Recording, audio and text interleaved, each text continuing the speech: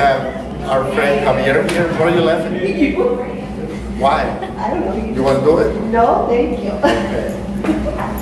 You too? No, I'm just laughing at her. What's going on? Alright, so I intentionally brought one broken cabinet with the lock not working and one perfect. So we can show some of the most typical problems that arise with locks, okay?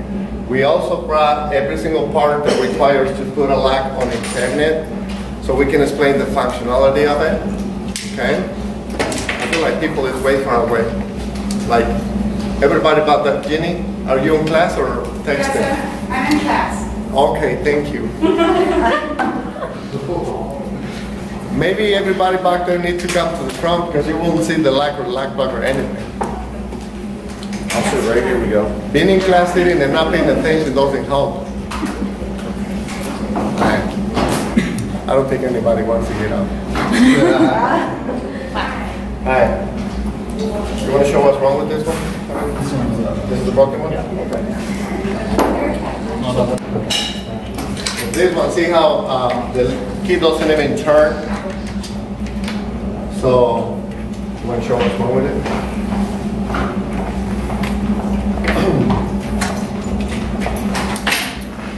So he's going to remove the lock cord with the master key, and he's going to fix it.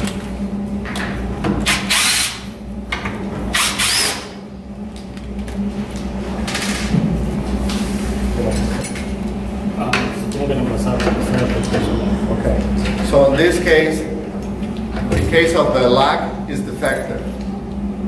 So it needs to get replaced. That's the reason it doesn't turn. That it doesn't turn at all. And then, as you can see on the new one, okay. How does that happen? Just over time? Over time, it can get some dust, not dust, but like when you use the lock a lot, maybe a piece of metal fell off or whatever, something that gets stuck and you can't turn it anymore.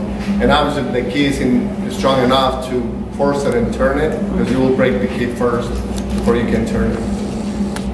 Cuando el cliente lo forza, lo que hace es quiebra estas partes del tubo, si la quiebra, se llama la vuelta. Right. So inside here, it's got like two little teeth, and then if you force it too much, you will break one of them, and that's all it takes for the lock not to be functional. Okay. So you want to put this one on? Good one then.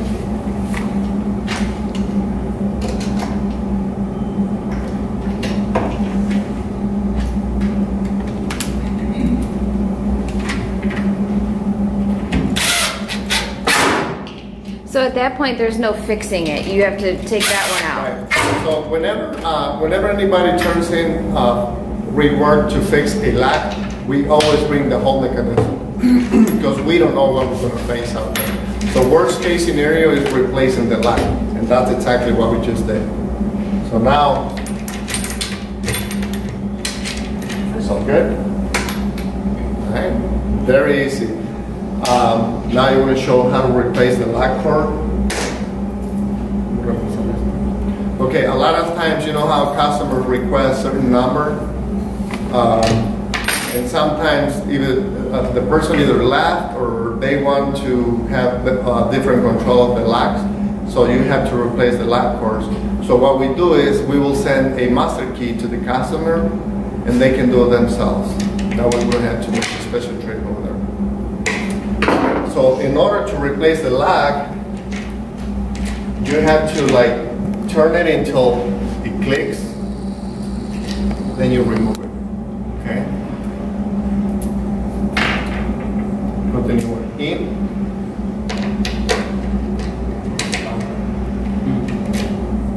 That's it, okay? But you don't need the master key to remove it. To put the new one in, you can even do it with a regular key. But to remove it, you must have the master key. Okay? That's it. El problema que a veces lo que tienen con esto es es poco lo que agarra cuando es una puerta sola.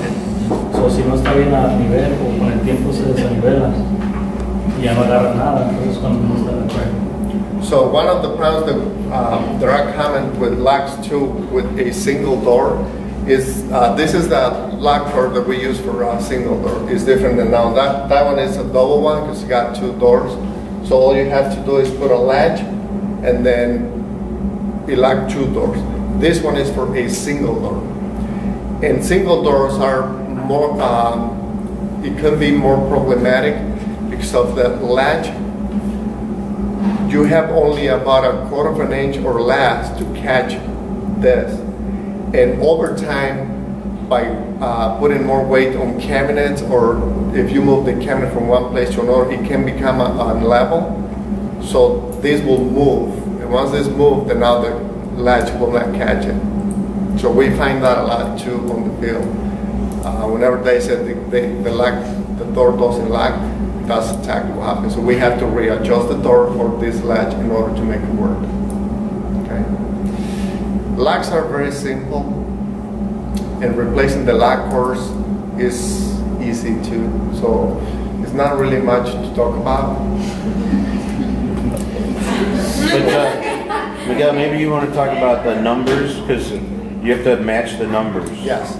So our lock numbers are run from 100 to 199, okay? And that master key, it works on any lock with those numbers. If somebody requests a special lock that nobody else has, it has to go like on the 200s or 300s or any other different number. And the master key for our locks will not work on that, so we had to request a special one too. So everything is possible. It's just a matter of paying the right money. And the lock plugs are the same if they're a file cabinet, a PED, but this is a different locking mechanism than a PED. Right. Or a The ladder. mechanism is different, but the lock cords are all the same for all of our products. Okay. And we said that when our product goes out, there's just the hole, right? Right. When we send our cabinets and our pads, and every locking cabinet leaves the building, it lives without the lock cord on it. The lock cord gets installed on site. And there are two reasons to it. The number one is, let's say you have 50 offices, and every single office has got different lock number. Imagine unloading the truck and looking for the lock number and trying to figure out what goes where. So instead, we don't put the locks, we just put them anywhere, and then at the end, somebody just comes and do the locks all the way around, which is a lot easier. Okay. The second part of why we don't put them on is because if you put it on, now what do you do with the key? You put it inside the cabinet, or you leave it on hanging there. If you leave it hanging there, you hit anything, now the key breaks inside. Or the key will disappear from the inside or whatever, so you just never know what's going to happen to the key. So that's another reason why we don't put them on. Okay? So for salespeople, when you get to the private office, you want to tell your client that if there's more than one lock plug, they're all the same key numbers, Yep. and that they should grab a set of keys and keep it in a lockbox, so in case the person forgets their keys or things like that, because if they have to order them from us, it takes a while, it costs money. Right. Let's say you have somebody order a private office, and that private office got a total of 10 cabinets. We will put the same lock cord number on it. So one key can open all of the cabinets, unless they request it different. But if it is two private offices, then it will be two different lock numbers. Okay. And the reason why is because if you put a different number, then now you have 10 different keys for one office. So I'm just trying to figure out which one is what. What happens if they have a cabinet in the field they want to add a lock?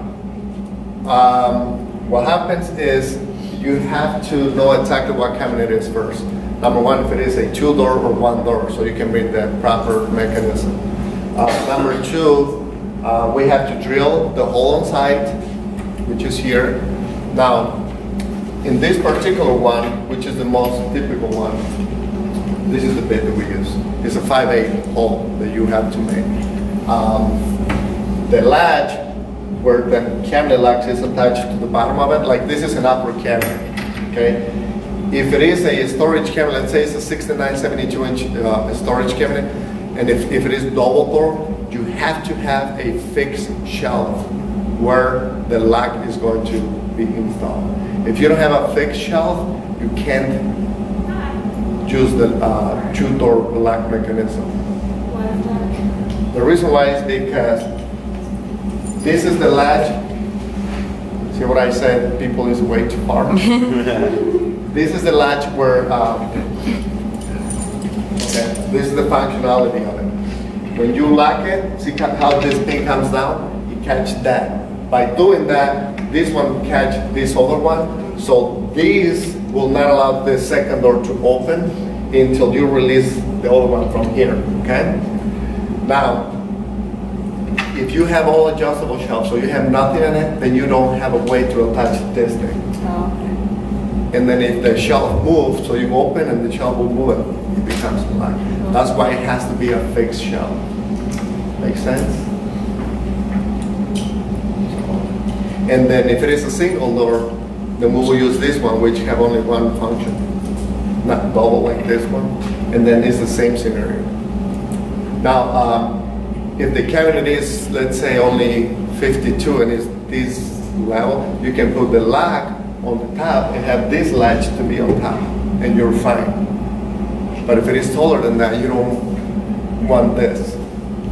Make sense? That's why I always ask the question, or we always say it has to have a fixed shelf because of the locking problem. If it is one door, there is no need for it because this latch can be installed on the side, on top, or bottom, doesn't matter. But if it is a double door, then for sure needs a fixed shelf. If it is a tall cabinet, if it is just a regular upper or lower storage, then there's no problem. And one of the other items we noted is that we stock nickel because that's what's common. So black can still be obtained. Available. It's just that we have to order it. So we. If we do 1,000 lakhs a month, 1,000 are nickel. And once in a great while, somebody will request a black one. Or the only time that we'll do black is if it is like a 10-year-old customer and they have black cores, because we used to do the opposite 10 years ago. All black, very little nickel. But it's still available. Okay. How much do we charge to put in a lock in the field? Not enough. I don't know. I don't know if it is here. It's not. I normally charge 1 hour labor. Okay, 1 an hour, Yeah. $75. Plus drive. Right. If we are going to go there for just that, then you have to add a drive time fee. If we're going to be there for any other reason, that is just $75. I'm sorry, it's 85 an hour. Our rate is 85 an hour, right? 85. Yeah. Miguel, do you want to talk about the locks and the importance of a balance on like file cabinets, of how that affects the lockability of laterals and BBFs and stuff? We talked about it last week. Okay.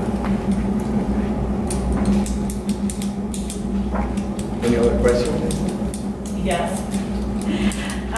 I see here that, I know that all of our lateral files and sets come locking standard. I was told at one time that as long as the customer orders their swing doors locking at the time of order, it's no charge. But if we have to go back and do it, it's a charge. Is that correct? Yes. Okay.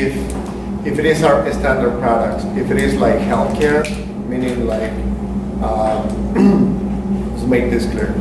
If you're adding locks to a base cabinet with drawers, that's a whole different animal. Those we have to charge because they're a lot more complicated than just regular storage. If But we're it's like not- overhead or something, if they want that locking? no problem. Okay. As long as it's within the order.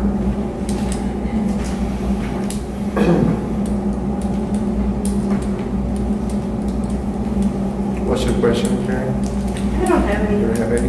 You did a great job, thank you. I'm gonna have Is it possible to make lateral files first individually looking? Or is that? no. The reason reason why is because you have to have, it's possible, but you have to change the design of that ladle. Now it'll become custom, it'll cost double probably. The reason why is because if you want to have both drawers with different lock knob, you have to have a fixed shelf in the middle. So now that is taking some of the filing space, so you have to either make the file cabinet taller or one of the file drawers will not be filing.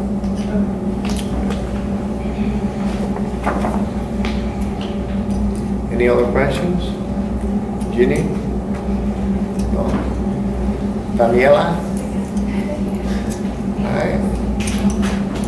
Thank you, everyone. Thank you. Thanks, Javier.